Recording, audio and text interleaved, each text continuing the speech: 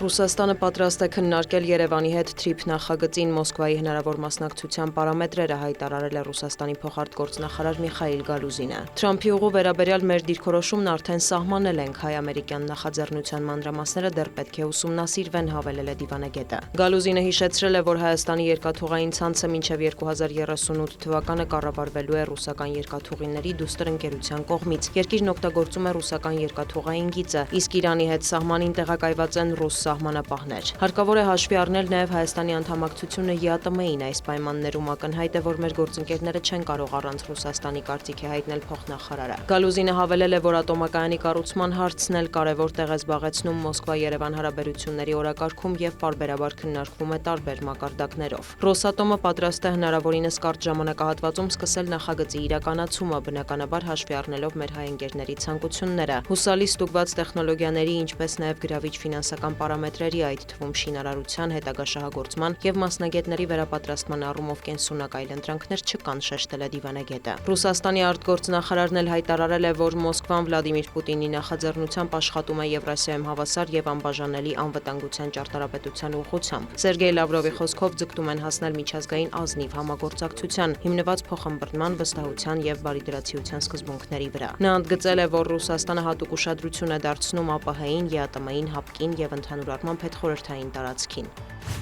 Ադրբեջանի նախագահը հանդիպել է ԱՄՆ առևտրի պալատի պատվիրակության հետ, որը գլխավորել է միջազգային հարաբերությունների, Մերձավոր Արևելքի եւ Թուրքիայի հարցերով ավագ փոխնախագահ Հուշ Չոքսին։ Խոսելով Հայաստանի հետ համագործակցության մասին, Իլհամ Ալիևն ընդգծել է, որ Բաքուն հարգել եւ հարգում է իր պարտավորությունները եւ քաղաքական օրակարգը երբեք չի խառնում բիզնեսի հետ։ Քննարկված տրանսպորտային կապի նախագծերն արդեն մեծ հնարավորություններ են ստեղծում տարածաշրջանի համար։ Օգոստոսի 8-ին Դոնալդ Թրամփի աջակցությամբ խաղաղության հասանք եւ հիմա մենք ոչ միայն վերացրել ենք Հայաստան-Բեռների տարանցման բոլոր սահմանափակումները, այլև սկսել ենք նավթամթերք մատակարարել Հայաստան, գործակցության առաջին հիմքերը դնելու համար, ասել է Ալիևը։ Նա անդրադարձել է ադրբեջանա-ամերիկյան հարաբերություններին, ընդգծել, որ դրանք ակտիվորեն զարգանում են տարբեր ոլորտներում։ Հուշ Չոքսին էլ Բաքվում լրագրողների հետ զրույցում հայտարարել է, որ Հարավային Կովկասը եւ Կենտրոնական Ասիան ամերիկյան ընկերությունների աճող հետաքրքրության կենտրոնում են։ Ադրբեջանում էլ ներկայացված են տարբեր ընկերություններ, էներգետիկայից մինչև հեռահաղորդակցություն, մանրամասնել է պաշտոնյան։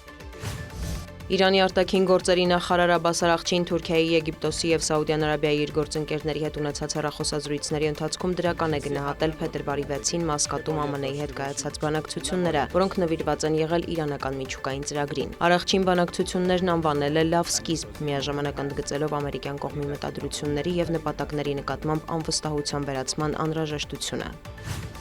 Թուրքիայի արտաքին գործերի նախարարը եւս անդրադարձել է Իրանի շուրջ զարգացումներին, համոզմունք հայտնել, որ Իսլամական Հանրապետությունում ռեժիմի փոփոխություն տեղի չի ունենա, նույնիսկ եթե այդ երկրի վրա հարձակում լինի։ Միևնույն ժամանակ Հական Ֆիդանը շեշտել է, որ տարածաշրջանը չի դիմանա եւս մեկ պատերազմի։ Թուրքիան ցանկանում է օգտագործել հնարավոր բոլոր միջոցները պատերազմը կանխելու համար, ընդգծել է դիվանագետը։ Ֆիդանը տեղեկացրել է, որ Իրանի արտգործնախարարի եւ ամերիկյան կողմի հետ քննարկել է օրերս Օմանում տեղի ունեցած Թեհրան-Վաշինգտոն բանակցությունները։ Նրա խոսքով կողմերի միջև լարվածությունը պահպանվում է, սակայն նրանք կամք են ցուցաբերել շարունակելու բանակցությունները։ Առնվազն հիմա կարծես թե հանկարծակի պատերազմի անմիջական սպառնալիք չկա, կարծիք է հայտնել նա։ Դիվանագետը հավելել է, որ բանակցություններում առաջնային թեման պետք է լինի Իրանի միջուկային, այլ ոչ հրթիռային ծրագիրը, քանի որ վերջինն ուղղակիորեն կապված չէ ԱՄՆ ազգային անվտանգության հետ։